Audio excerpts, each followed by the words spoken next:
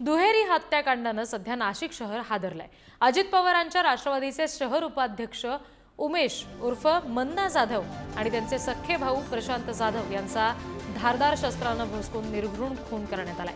ही घटना उपनगर पोलीस ठाणे हद्दीतील बोधलेनगर जवळ घडलेली आहे। आंबेडकरवाडीच्या सार्वजनिक शौचालयाच्या समोर घटना घडली आहे। पोलिसांनी घटनास्थळावर धाव घेतली आहे। आरोपींच्या शोधासाठी विशेष पथक रवाना केलंय। पण दुहेरी हत्याकांडामुळे संपूर्ण जिल्ह्यात खळबळ माजली आहे। आणखी तपशील घेऊया, प्रतिनिधी किरण ताजणे आपल्याशी जोडलेले आहेत। किरण, नेमकं काय कारण होतं हत्येमागचं समजू शकलंय का? कुणी हत्या केली हे कळू शकलंय का?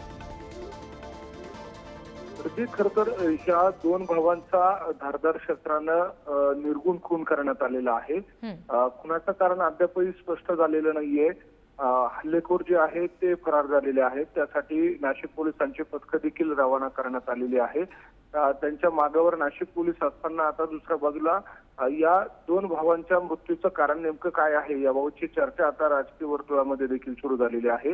अजित पवारांच्या राष्ट्रवादीचे उपाध्यक्ष असलेले मन्ना जाधव यांचा यामध्ये मृत्यू झालेला आहे आणि अशातच या सगळ्या पार्श्वभूमीवर राजकीय वर्तुळात असेल किंवा गुन्हेगारी विश्वामध्ये देखील या दोन भावांचा मृत्यू नेमका कोणत्या कारणामुळे झाला याचा आता वेगवेगळा अर्थ लावला जातोय। मात्र एकूणच जर बघितलं तर नाशिक शहरामध्ये खुनाचं सत्र सुरूच आहे। वेगवेगळ्या घटना घडत आहेत आणि अशातच या दुहेरी हत्याकांडामुळे शहरासह जिल्ह्यामध्ये खळबळ उडालेली आहे। रात्रीच्या वेळेला घडलेल्या या घटनेमुळे मोठा जमाव या ठिकाणी जमलेला होता।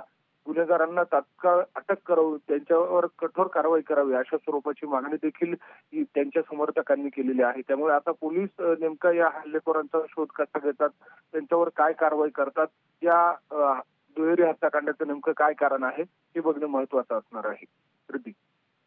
जी, धन्यवाद दिलेल्या सगळ्या तपशिलांसाठी किरण।